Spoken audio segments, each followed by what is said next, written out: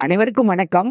இன்றைக்கு நாம பார்க்க போற தலைப்பு மிக ஒரு மேலாண்மை, நிதி மேலாண்மை குறித்த ஒரு தகவல்.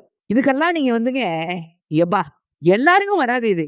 நாட்ட முன்னேற்றணும், மக்கள் மகிழ்ச்சி அடையணும், நாடு வளரணும் அப்படின்னு நினைக்கிற முதலமைச்சரால மட்டும் தான் முடியும்.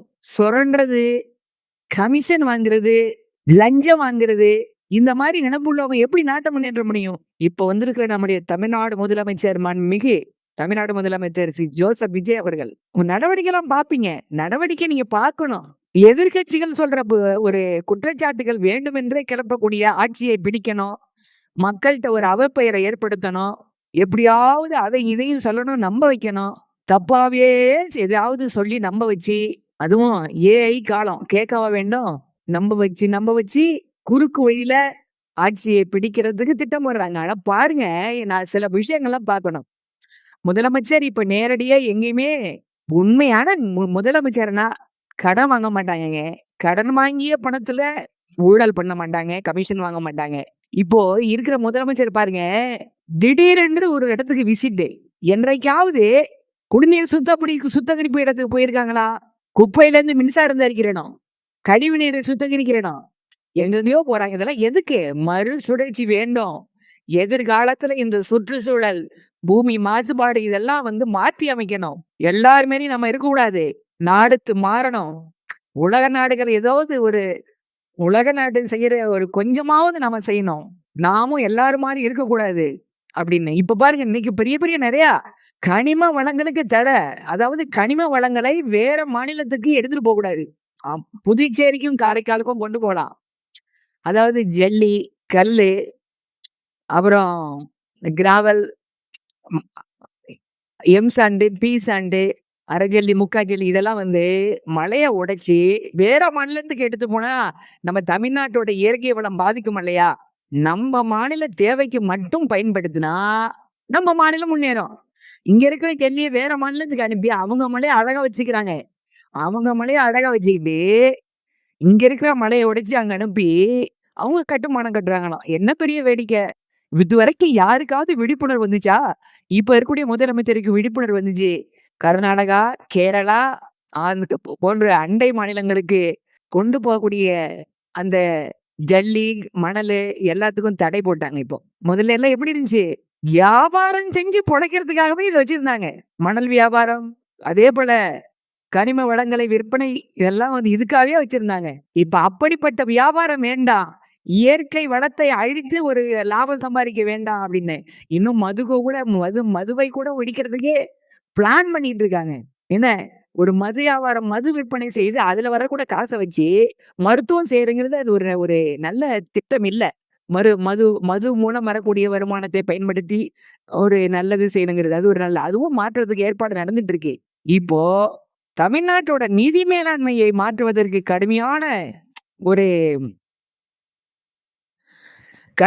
ஒரு நிதிநிலை பிரச்சனையில, அதாவது வட்டி கட்ட வேண்டிய நிலைக்கு கடன் நிறைய வட்டி, அசல் கடன் நிறைய பொருள்களை அடமானம் வச்சு இந்த தமிழ்நாடு அரசு கடன் வாங்கி இருக்கிறாங்க. அதையெல்லாம் நம்ம சரிப்படுத்தணும்னா வருவாயை எப்படி பெருக்கலாம், கடன் சுமையை எப்படி குறைக்கலாம், வட்டியை எப்படி நாம குறைக்கலாம், நாட்டு மக்கள் முன்னேற்றத்துக்கு இந்த வரி வருவாயை எப்படி பயன்படுத்தலாம் அப்படின்னு புதிதாக ஒரு கமிட்டி அமைச்சிருக்காங்க. அந்த கமிட்டியை பார்த்தீங்கன்னா நீங்களே மூக்குல விரல வச்சு பார்ப்பீங்க. தமிழ்நாடு அரசின் வருவாயை பெருக்கவும் நிதிநிலையை மேம்படுத்தவும் பொருளாதார நிபுணர் மாண்டேக் சிங் அலுவாலியா உங்களுக்கு தெரியும், திட்ட கமிஷனோட துணைத் தலைவரா இருந்தார். திட்ட கமிஷனோட தலைவர் பிரதமர், துணைத் தலைவர் அடுத்து ஒரு ஐஏஎஸ் ஆபீசர் இருந்தாங்க. அதுல அந்த பொறுப்புல இருந்துதான் மாண்டேக் சிங் அலுவாலியா. இப்போ அவர் தலைமையில 6 பேர் கொண்ட உயர்மட்ட வருவாய் பெருக்க குழுவா அமைச்சிருக்கிறாங்க. தமிழ்நாடு அரசு மாண்புமிகு தமிழ்நாடு முதலமைச்சர் திரு ஜோசப் விஜய் அவர்கள் ஒரு யோசனையின் பேர்ல அமைச்சிருக்காங்க. அவங்கதான் அமைச்சிருக்காங்க. இக்குழு வரி எப்படி வருவாய், எந்த வரி மக்களுக்கு பாதிப்பு இல்லாத வரியை எப்படி ஏற்படுத்துறது, வரி அல்லாத வருவாயை எப்படி உயர்த்துறது, இது குறித்த ஆலோசனை வழங்கணும்னு 3 மாதத்துக்குள்ள ஆலோசனை வழங்கணும். 3 மாதத்துக்குள்ள ஆலோசனை வழங்கணும்னு ஒரு கமிட்டியை போட்டிருக்காங்க. அந்த குழுவோட தலைவர் தான் நம்ம மான்டேக் சிங் அலுவாலியா, முன்னாள் திட்டக்குழு துணைத் தலைவர். இதுல உறுப்பினர்கள் யாரா இருக்காங்கன்னு பாத்தீங்கன்னா, கே.பி. கிருஷ்ணன் பொருளாதார பேராசிரியர் இருக்காரு. அப்புறம் பாத்தீங்கன்னா, அரவிந்த் மோடி வரி கொள்கை நிபுணர் இருக்காங்க. அடுத்தது நஜீப் ஷா மத்திய மறைமுக வரிகள் சுங்க வரியோட முன்னாள் தலைவர். அடுத்தது எம்.ஏ. சித்திக் தமிழ்நாடு நிதித்துறை செயலாளர். அடுத்தது சுரேஷ் பாபு சென்னை வளர்ச்சி மற்றும் நிறுவனத்தின் இயக்குனர். அடுத்து பார்த்தீங்கன்னா ராஜகோபால சுக்ரா நிதித்துறை இணைச் செயலாளர் ஒருங்கிணைப்பாளர். இவங்கெல்லாம் நிறைய பேர் பொருளாதார நிபுணர் வச்சிருக்காங்க. இதோட முக்கிய பணி என்னன்னா, இதோட இலக்கு என்னன்னு பார்த்தீங்கன்னா, புதிய மற்றும் பயன்படுத்தப்படாத வரி மூலங்களை கண்டறிதல். புதுசா எதுல வரி போடலாம், அது மக்களுக்கு பிரச்சனை இல்லாத வரியா இருக்கணும். அதன் மூலமாக மக்களுக்கு வருவாய் விலைவாசி உயர்வு ஏற்படாத அளவுக்கு அது வரி இருக்கணும். பயன்படுத்தப்படாத வரி சோர்ஸ் எல்லாம் என்ன இருக்கு, வணிக வரியை எப்படி கையாளலாம், பத்திரப்பதிவுத்துறை பார்த்தீங்கன்னா உங்களுக்கு தெரியும், நிறைய பேர் பிளாக் மணியில 1 கோடி ரூபாய்க்கு நிலம் வாங்குவாங்க. ஆனா 1 லட்சத்துக்கு ரிஜிஸ்டர் பண்ணுவாங்க. புரியுதுங்களா? அப்ப எவ்வளவு வரி அதுல ஏமாற்றப்படுகிறது, எவ்வளவு ஸ்டாம்ப் பணம் போகுது, இதெல்லாம் கண்டறியுது. சுங்கத்துறை மற்றும் மோட்டார் வாகன பிரிவு இதுல எல்லாம் வரி வருவாய வரி கசிவுன்னு சொல்றாங்க. அதாவது கசிவுனா அரசுக்கு தெரியாமல் லஞ்சத்தின் மூலமாக அதை போலியான ஒரு ஒரு என்ன சொல்றதுன்னா மதிப்பீடு போட்டு அதன் மூலமா என்ன செய்யறாங்கன்னா வரி வருவாயை குறைக்கிறது. இந்த வரி கசிவு தடுக்கிறது எப்படி, வரி விதிப்பு மற்றும் வரி விலக்கு எப்படி, வரி விலக்கு இருக்கு, வரி விலக்கு கொடுக்கறது எப்படி, வரி விலக்கை சீரமைக்கிறது எப்படி, வருவாயை பெருக்கிறது எப்படி, அப்புறம் மதுபான வரி மற்றும் ஒழுங்குமுறை கொள்கை இது எப்படி ஒழுங்குமுறைப்படுத்தலாம், வருவாயை மேம்படுத்துற வழி எப்படி, எப்படி இதன் மூலமாக கடனை அடைக்கலாம், மக்களுக்கு பயன்படக்கூடிய வகையில திட்டங்களை தீட்டுவதற்கு பணத்தை எப்படி ரெடி பண்ணலாம், அரசு துறை தொழில்நுட்பங்களை எப்படி பயன்படுத்தி வரியை வசூல் பண்ணலாம், தொழில்நுட்பத்தை பயன்படுத்தி வரியை எப்படி பயன்படுத்தலாம், இன்னும் நிறைய இருக்கு. காலி நிலத்தை லீஸ் கொடுக்கறது, அப்புறம் எல்லாம் நிறைய இருக்கு. ஆகவே மக்களுக்கு பயன் தரும் வகையில எதுவாக இருந்தாலும் வரியை ஏற்படுத்துறது, மக்களுக்கு பிரச்சனை இல்லாத வரிகள், அப்புறம் லஞ்ச ஊழல் இதன் மூலமாக வரி கசிவு அதை தடுக்கிறது எப்படி, வரியை அதாவது எப்படி வருவாயை பெருக்கிறது, எப்படி கடனை குறைக்கிறது, இதெல்லாம் ஆராய்வதற்காக இந்த கமிட்டி போட்டிருக்காங்க. 3 மாதத்துக்குள்ள அறிக்கை கொடுக்குன்னு. ஒரு நல்ல விஷயம், ஒரு நல்ல விஷயம் இது. இப்ப பாருங்க, எந்த மாநில முதலமைச்சரும் இல்லாத ஒரு அதாவது தமிழ்நாட்டுல எம்ஜிஆருக்கு அடுத்தபடியா இப்போ நம்முடைய தமிழ்நாட்டின் முதலமைச்சர் கர்நாடகா போய் தண்ணீருக்காக பேச போறாங்க. அப்ப போகும்பொழுது கர்நாடக முதலமைச்சர் என்ன செய்வாங்க, நம்ம இப்ப தேடி வந்திருக்காங்க, இப்போ கொஞ்சம் தண்ணி கொடுக்கலாம் அப்படின்னு ஒரு மனம் இறங்குவாங்க. சண்டை ஒரு தீர்வாகாது, ஆக பேசி தீர்த்து கொள்ள வேண்டும், அதற்காக போறாங்க. இருந்தாலும் இப்போ கண்டிப்பா அணைகளும் நிரம்புறதுக்கு வாய்ப்பு இருக்கு அப்படின்னு தகவல்லாம் கிடைச்சிருக்கு. ஆனா அணை ஒரு பக்கம், இப்போ அணைக்கு தண்ணீர் திறந்துடணும்னு சொல்லி காவிரி மேலாண்மை வாரியம் உத்தரவு போட்டிருக்காங்கன்னு சொல்றாங்க. ஏதோ கொஞ்சம் தண்ணி திறந்து விடுவாங்க அப்படின்னு எதிர்பார்க்கப்படுகிறது.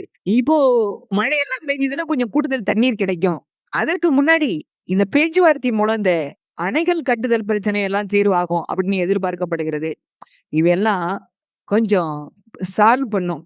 ஆகவே நல்ல திட்டங்கள் தான் தீட்டிட்டு இருக்காங்க. ஆனா தவறான பொய் பிரச்சாரங்கள் நிறைய உள்ளே புகைச்சல் எல்லாம் நடந்துட்டு இருக்கு.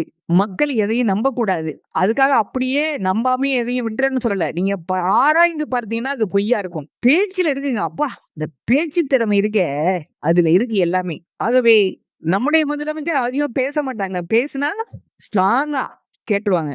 ஆனா வெறும் திட்டங்கள்ல செயல்ல காட்டுறாங்க. எறும்புகள் பேசுவதில்லை, செயலில் தான் காட்டும் அப்படிம்பாங்க. புரியுதுங்களா? ஆக செயலில் காட்ட போறாங்க. நிச்சயமா பாருங்க, பொறுத்திருந்து பாருங்க. நிச்சயமாக மனசாட்சி இருக்கிறவங்க எல்லாருக்குமே குத்தும். இப்ப பேசுறாங்க பாத்தீங்கன்னா, அவங்களுக்கே குத்தும். ஆக நல்லா பண்றாரு, நாடு முன்னேறும் அப்படின்னு சொல்லுவாங்க. ஆனா உள்ள என்ன சொல்லலாம், ஆகா ஆட்சியை நமக்கு வேணுமே, எப்படி பிடிக்கலாம், எதை போட்டு கிளைப்புடலாம், எந்த பிரச்சனையை கிளைப்புடலாம், எப்படிலாம் பிரச்சாரத்தை பண்ணலாம் அப்படின்னு பண்ணுவாங்க. அப்படி செய்யக்கூடாது.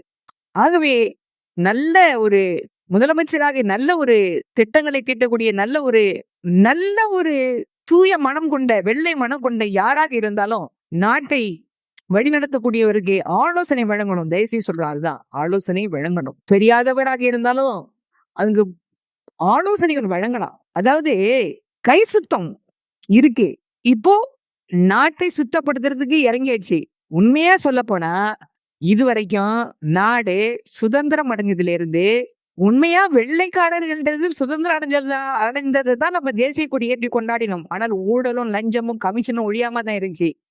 இப்பதாங்க உண்மையிலேயே ஊழல், லஞ்சம், கமிஷன்லாம் ஒழிஞ்சிருக்கு. இப்பதாங்க உண்மையான ஒரு சுதந்திரமா தமிழ்நாட்டுக்கு கிடைச்சிருக்கு. இது நாம நிலைக்கணும். இன்னும் நிறைய திட்டங்கள் வரணும். இன்னும் திட்டங்கள்லாம் வகுக்கப்படல. இப்பதான் பட்ஜெட்லாம் தயார் பண்ணிட்டு இருக்காங்க. எல்லா சீரமைப்பு பணிகளும் நடைபெற்றுக் கொண்டிருக்கு. நல்ல மாற்றங்கள் ஏற்படும். பொறுத்திருந்து பாருங்கள். தயவு செய்து தனக்காக சுயநலமாக யாரும் இருக்காதீங்க தயவு செய்து. நாட்டின் நலன், மாநிலத்தின் நலன், அனைவரின் நலன், மக்களின் நலன் என்ற முறைப்படி நீங்கள்லாம் தயவு செய்து இருக்க வேண்டும் என்று கேட்டுக்கொள்கிறேன். நாளைக்கு வேறு ஒரு தலைப்பில் பார்ப்போம். நன்றி.